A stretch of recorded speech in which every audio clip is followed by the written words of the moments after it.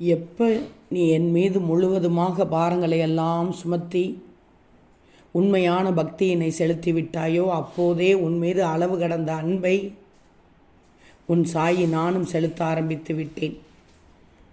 உன் பழைய கடந்த நாட்களை மட்டும் கொஞ்சம் நினைத்துத்தான் பாரேன். மிகவும் மோசமான சூழ்நிலையில் இருந்து எப்படி தப்பித்து வெளிவந்தாய் என்று கொஞ்சம் யோசிச்சுப்பார். உன்னோடு துணையிருந்து உன்னை பல ஆபத்துகளிலிருந்து மீட்டு வந்து விட்டேன். இனியும் அந்த மாதிரியான ஆபத்துக்கள் உன்னை சூழாது. எதற்காக வாழ்கிறோம், எதை நோக்கி சென்று கொண்டிருக்கிறோம் என்று புரியாமல் தவிக்கும்போது இதுதான் உன்னுடைய பாதை, இதுதான் உன்னுடைய பயணம் என்று என் கரம் நீட்டி உனக்கு காண்பிக்க ஆரம்பித்து விட்டேன். இனி அந்த பாதையில் சென்று உன் வாழ்க்கைக்கான அத்தனை வளங்களையும் நீ பெற்றே தீருவாய். இனியும் நீ கஷ்டப்பட மாட்டாய். நிறைய கஷ்டங்களை அனுபவித்து விட்டாய். ஒவ்வொரு கஷ்டத்தையும் நீ சுலபமாக கடந்து வரவில்லை. பல துன்பங்களை தாண்டி சோதனையை வென்று கடந்து வந்துள்ளாய். இனி வாழ்க்கை போராட்டத்தில் நீ ஜெயிக்க மட்டும்தான் போகிறாய். இப்போது அனைத்தும் ஏற்றத்தோடு நிச்சயமாக வாழ வைக்கும். வாழ்க்கையில் மிகப்பெரிய ஏமாற்றத்தில் உன்னுடைய வாழ்க்கையானது தற்காலிகமாக இருக்கிறது. அதுவும் நம்பியவர்தான் உன் முதுகில் பலமாக குத்தி இருக்கிறார்கள்.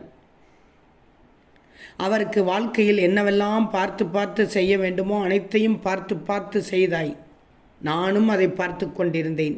ஆனால் இப்போது பாசம் என்ற பெயரில் உன் வாழ்க்கையில் நாடகமாடி உன் பணத்தையும் உன் செல்வத்தையும் உன் சொத்துக்களையும் உன்னிடம் இருந்து பிடுங்கிவிட்டு இப்போது எனக்கு அது சரியில்லை இது சரியில்லை என்று ஒரு சில நபர்கள், அதுவும் நீ விரும்பிய நபர்கள், நீ உயிராய் நினைத்த நபர்தான் உன் வாழ்க்கையை இப்போது கெடுத்திருக்கிறார்கள். நான் சொல்வது உண்மைதானே? இந்த நிலையில்தான் என் வாழ்க்கை இருக்கிறது என்று வாய் திறந்து சொல்.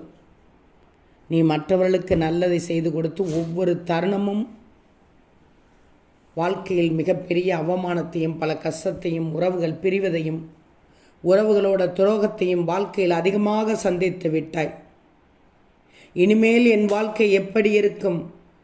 கூடாது, எனக்கு வாழ்க்கையே வேண்டாம் என்ற மனம் விரக்தியில் இருக்கிறாய்.